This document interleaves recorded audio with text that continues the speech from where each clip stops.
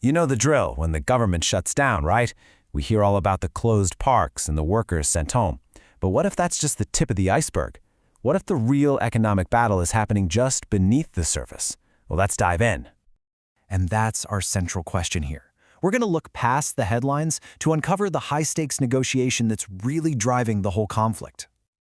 So here's our roadmap. We'll start with those immediate ripple effects. Then we'll need to clarify a common misconception about firing workers. From there, we're going to zoom out to the bigger issue at play, and that's healthcare. And we'll connect that political fight directly to the U.S. job market. Right. First things first, let's talk about the direct consequences, the ones that impact people's lives in their local communities right away. The first people affected are furloughed workers. Now, while they do historically get back pay once the shutdown ends, in the meantime, the paychecks just stop. And that, of course, creates a very real financial strain for their families.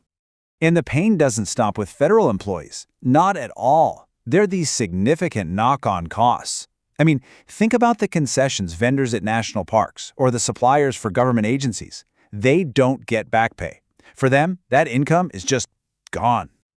Now let's address a common claim that you hear a lot, that a shutdown could be used as an excuse to fire federal workers. We really need to separate the facts from the fiction here. This quote from our source material is crystal clear on the matter. A shutdown does not grant the president any new authority to fire federal employees. In fact, doing so would go against established legal precedent. So it's absolutely crucial to distinguish between two different things. The shutdown itself doesn't provide firing power. That's one thing. However, separate administration policies have already led to workforce reductions.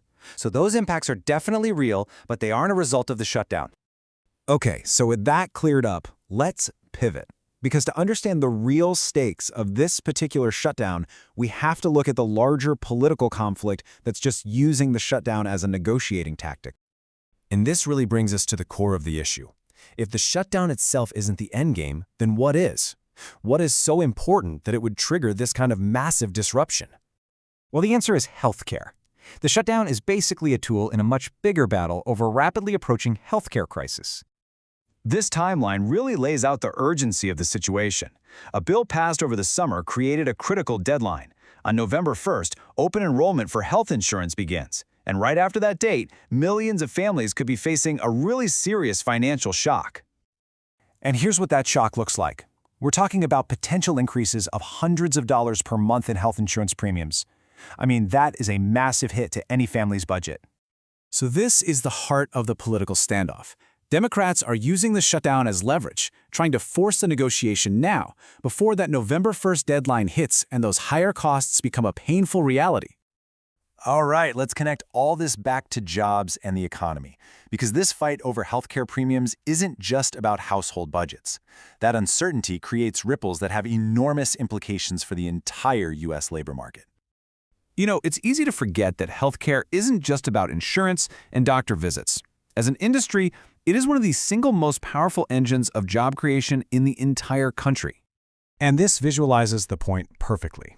Just look at the scale. The number of jobs created by the healthcare sector this year is right on par with every other sector of the economy combined.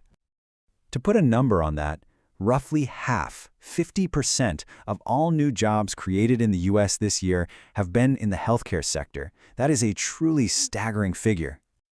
So what this means is that the instability created by this healthcare fight, the very one causing the premium crisis, threatens to disrupt this massive job engine. Any significant cuts or uncertainty will have major economic repercussions, making this a debate about the health of the entire U.S. job market. So let's just recap the real story we've uncovered. We started with the shutdown and its direct impacts, but we saw that the shutdown is just leverage for a bigger fight over a looming healthcare crisis. And the outcome of that fight directly threatens the sector responsible for about half of all American job growth.